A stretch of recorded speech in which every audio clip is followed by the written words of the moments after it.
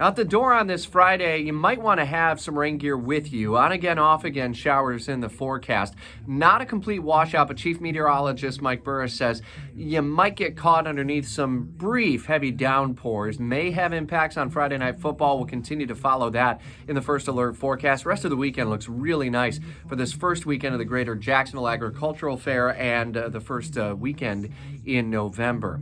New from overnight, Clay County School Board giving approval to transition from school resource officers in the Clay County School District back to the Clay County Sheriff's Office. That was the way it was before the Marjorie Stoneman Douglas mass shooting back in 2019. Ultimately, the school resource officers moving in and now going back to the Clay County Sheriff's Office. It'll be a gradual process, take place over the summer months, so not an immediate change, and a lot of questions still to be detailed, including the cost to transfer and the school resource officers, if they may be able to be a part of the police force going forward into next school year. We're unpacking that story new from overnight.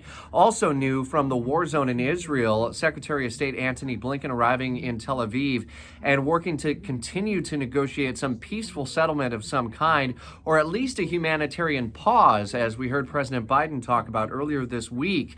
We've got updates from the war zone updated throughout the course of the day. You can follow any breaking developments as well in the 104.5 WOKV app.